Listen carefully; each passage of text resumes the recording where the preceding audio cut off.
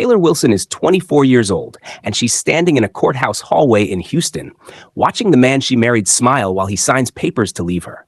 Kelvin Brooks doesn't even look up. He just keeps grinning like he just won a car raffle. "Sign here, ma'am," the clerk says to Taylor. Her hand moves. Controlled, slightly unsteady, but she signs. 3 years of marriage, reduced to ink on paper. Silence follows it like a shadow. Before we go further, hit that subscribe button and turn on notifications, because this story gets wild, and you don't want to miss what happens next. Now back to the story. Taylor met Kelvin when she was 21, working the grill at her grandmother's diner, Mama Odell's Kitchen. He used to come in every Friday, smooth talking, smiling too easily, saying she was different from these Houston girls. She believed him. She married him 6 months later. 3 years after that, he's standing in front of her again, this time with his new fiancée waiting outside in a pink convertible. Crystal Mercedes, influencer, 200,000 followers, a personality built from filters and soft lighting. "You're really not going to cry?" Kelvin asks, almost disappointed. Taylor looks at him. Her voice is steady. "Why would I cry, Kelvin?" He laughs like she's pretending. She isn't.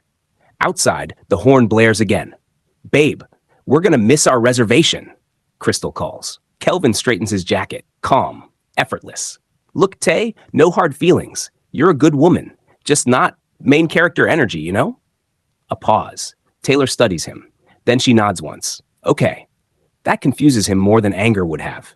He turns away anyway, like it's already finished, like she was never part of the story that mattered. He walks out whistling. Taylor watches him go. No collapse, no noise, just a quiet ending, standing upright. She returns to Mama Odell's Kitchen that same afternoon because grief doesn't pay rent and the grill doesn't flip itself. The diner smells like oil, butter, and old wood that remembers everything. Her best friend Pebbles is already there, sitting in a booth with 2 glasses of sweet tea like she's been waiting for this moment all day. "So?" Pebbles asks. "How'd it go?" Taylor sets her keys down slowly. "He smiled, Pebbles, the whole time." Pebbles leans forward. "That man smiled, signing his own death wish." "Wait till Karma catches up to him," she adds. From the corner, Deacon the parrot shifts on his perch. Old, sharp-eyed, Mama Odell's bird, still here long after everything else changed. "Fool! Fool! Fool!"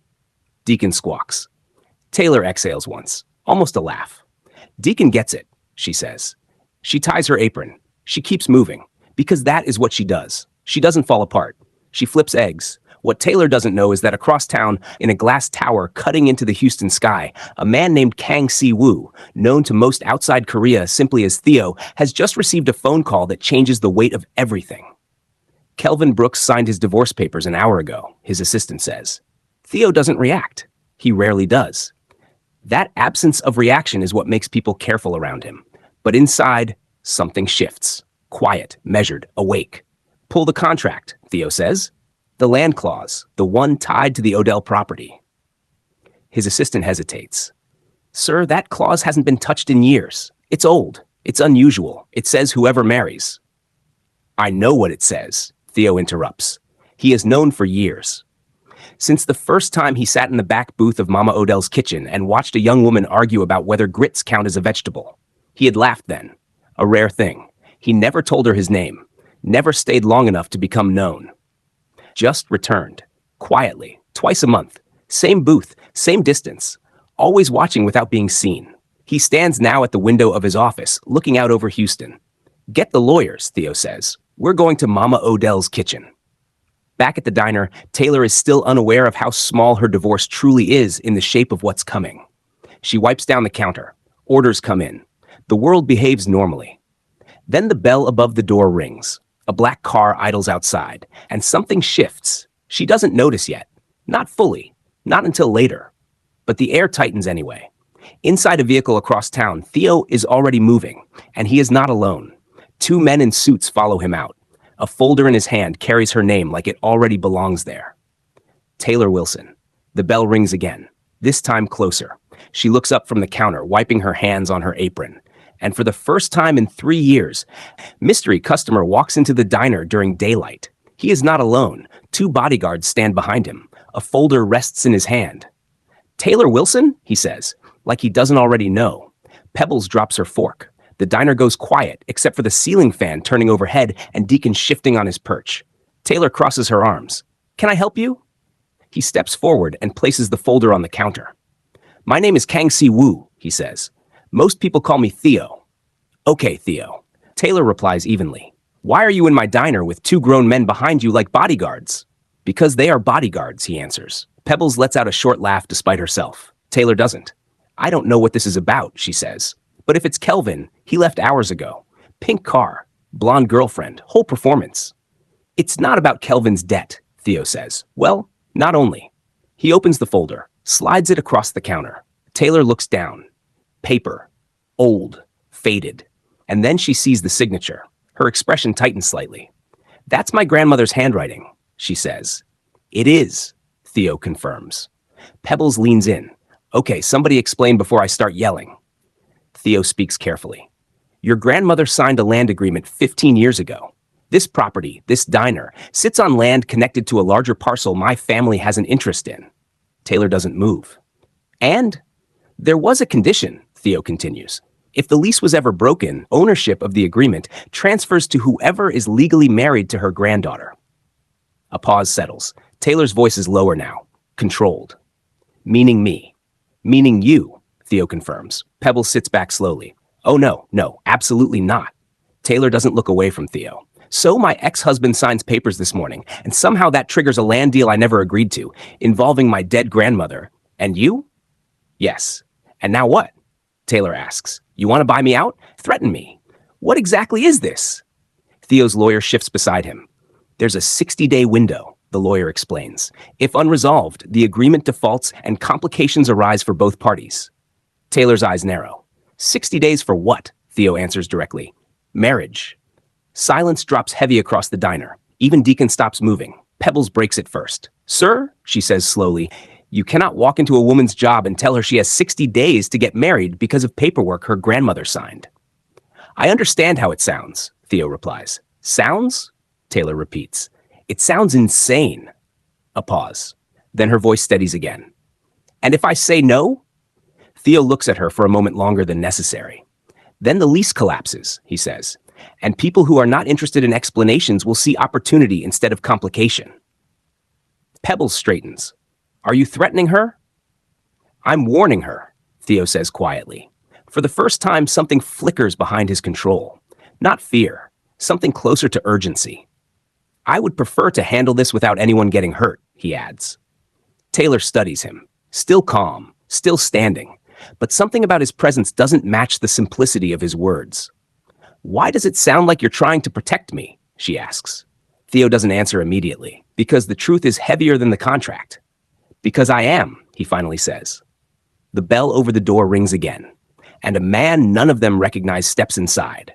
Sharp suit, sharper smile, the kind of smile that makes the hair on the back of Taylor's neck stand, says almost cheerful. I was hoping I'd catch you here. Theo's posture changes instantly, subtle, controlled, but undeniable. Shoulders stiffen, jaw tightens. The air around him feels contained. Daniel, he says, no warmth, no greeting, just recognition. What are you doing in Houston? Daniel Cho's eyes drift past Theo, slow, deliberate. They land on Taylor, like she's something he didn't expect to find but is pleased to. Same thing you are, I'm guessing, Daniel says lightly. Heard there's an interesting little contract floating around town. A faint smile. And an even more interesting bride. Taylor doesn't move at first. She just looks between them.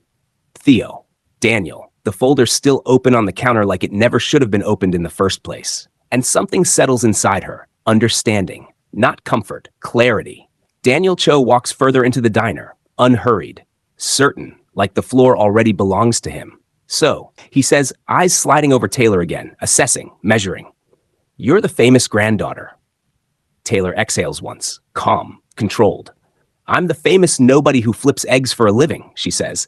But sure, let's go with famous granddaughter. Pebbles leans slightly closer. I don't like this one, she whispers. Me neither, Taylor whispers back. Theo shifts, just one step, but it places him between Daniel and Taylor without effort. This doesn't concern you, Daniel, Theo says. Daniel tilts his head. Doesn't it? His smile widens slightly. My branch of the family has equal claim to that land. If I remember correctly, my grandfather and her grandmother signed the original agreement together. Funny how you only mention your half of the story. Taylor raises a hand. Hold on, she says. There are two of you? A pause. Her eyes move between them. Two grown men, two companies, arguing over a lease attached to a diner that sells $2 grits? Daniel's smile sharpens. It's not about the grits. Theo's voice is flat. It's about the location. And you know that. Daniel shrugs, unbothered. Either way, since dear Kelvin so generously opened this door, I figured I'd offer the lady an alternative. His eyes return to Taylor. Marry me instead. Faster paperwork, better lawyers, and I promise I tip better than him. A quiet beat. Behind him, the door opens hard. A large man in an ill-fitting suit stumbles in, breathless. Sir, sorry, traffic. He stops, sees Theo, freezes. Oh, we're already here. Daniel doesn't look back. Marv, Theo says calmly, remind me to fire you. You said that last week, sir. Taylor exhales slowly through her nose, not amused, not impressed, just processing. Okay, she says. Can somebody explain why there's a small army arguing about who gets to marry me like I'm a prize on a game show? Daniel answers first. Because, in a sense, you are. Silence. The kind that presses down instead of spreads out. Taylor looks at him. Long. Unmoving. That was your opening line? She asks. Daniel smiles. I like honesty. Then let me be honest, Taylor says. I just got divorced this morning. I am not in the market for husband number 2, 3, or whatever number you two are competing over. So both of you can take your contracts, your bodyguards, and your expensive cologne and leave my diner. Daniel laughs softly. She's got spirit. Theo's voice cuts in. She's not something you get to evaluate. The tone changes the room. Even Marv shifts near the door. Daniel studies Theo now. Longer this time. More focused. Interesting, Daniel says quietly. You actually care. Theo doesn't answer. He doesn't have to. Daniel turns back to Taylor. His voice cools. 60 days, Miss Wilson. That's how long before the lease defaults and this becomes public. When it does, every family tied to that land will come looking. A pause. A softening of his smile. Some far less patient than us. Pebbles straightens instantly. Are you threatening her too? Daniel shakes his head slightly. I'm informing her. Then, almost casually, don't take too long deciding. Some of us don't wait 60 days for what we want. He turns, walks out. Marv steps aside too quickly to be dignified. The bell rings once. Then silence returns. Heavy. Taylor exhales slowly. Both hands on the counter. Okay, she says quietly. Somebody explain what just happened, because I feel like I missed an entire season. Theo turns toward her fully now, for the first time since he walked in. Daniel's family controls a rival branch, he says. If he marries into your grandmother's lease before the deadline, he gains leverage over my family's business. A pause. He won't treat that land or you gently. Taylor's eyes narrow. And you would? Theo doesn't hesitate. Yes, Pebbles mutters under her breath. Lord help me. Taylor studies him. Still. Careful. Something in his voice feels familiar in a way she doesn't want to name yet. If I agree to this, she says slowly, what exactly am I agreeing to? Theo holds her gaze. A marriage, he says. On paper, controlled, protected, nothing more unless you choose it. A beat. The diner hums faintly. Deacon shifts on his perch, then squawks loudly. Fool in love, fool in love. Taylor closes her eyes for a second. Deacon, please. But the words don't leave the room easily after that. That night, sleep doesn't come easily. Taylor lies still, staring at the ceiling fan turning slowly overhead. 60 days. 2 men. 1 contract she never signed, and a voice she can't fully dismiss no matter how hard she tries. By morning, she decides. I'll do it, she says. Theo doesn't react outwardly, but something in his shoulders loosens by a fraction. On my terms, Taylor continues. No press, no ceremony, no pretending this is anything real to anyone outside the lawyers. Agreed, Theo says immediately. Pebbles throws her hands up. So y'all are getting married like it's a bank appointment? Pretty much, Taylor says. 3 days later. The courthouse stands quiet in the Houston heat. Taylor wears a simple cream dress. Nothing dramatic, nothing staged. Pebbles holds a small bouquet from a grocery store. It's not romantic, she says, but it's not depressing either. So that's progress. Marv waits near the entrance. Sir, he whispers to Theo, your father is going to... My father already knows, Theo says. And he's furious, Theo admits, but he values the land more than his anger. Taylor hears that, glances at him. That's comforting.